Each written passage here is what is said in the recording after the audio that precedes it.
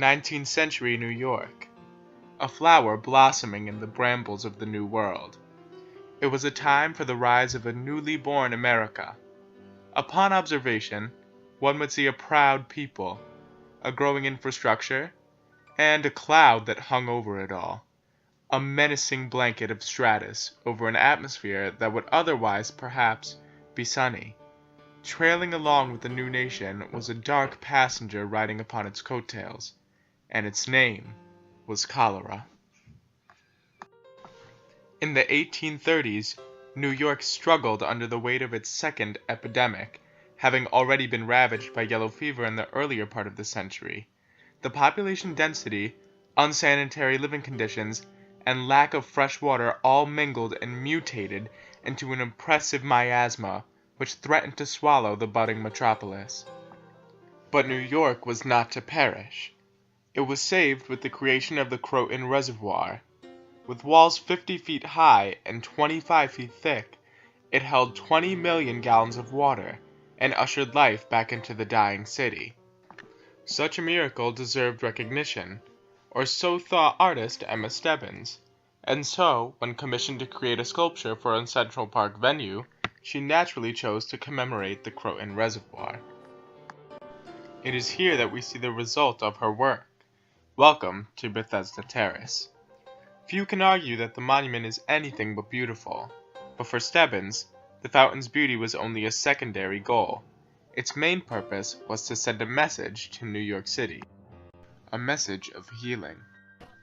To communicate such a message, Stebbins relied heavily on form and imagery. Her choice of the angel, its posture, and even its position in relation to its surrounding environment and architecture were all key to endowing the monument with its meaning. So let's start with the angel. Why use it, and what was such an image to convey? The answer to such a question lies in the Bible. Stebbins drew upon a passage in the Gospel of John. The scripture reads, "Now there is at Jerusalem by the sheep market a pool, which is called in the Hebrew tongue Bethesda, having 5 porches. In these lay a great multitude of impotent folk, of blind, halt, withered, waiting for the moving of the water. For an angel went down at a certain season into the pool, and troubled the water. Whosoever then first after the troubling of the water stepped in was made whole of whatever disease he had." It was this miraculous healing that the artist wished to capture, which is why the angel atop the fountain is intended to be the very angel which would stir the waters in Jerusalem's own Bethesda. Supporting this central figure are 4 cherubs, which sit between the fountain's middle and uppermost basin.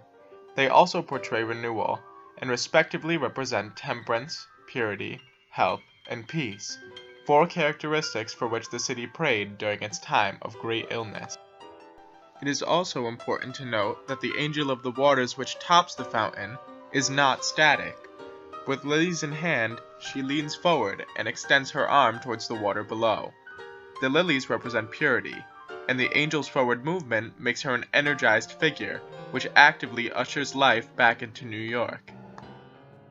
This is why the lake sits behind the fountain. It is the source by which the city will be healed. It is the life to which the angel acts as a conduit. Not only does the angel work in conjunction with the lake, but also with its preceding arcade.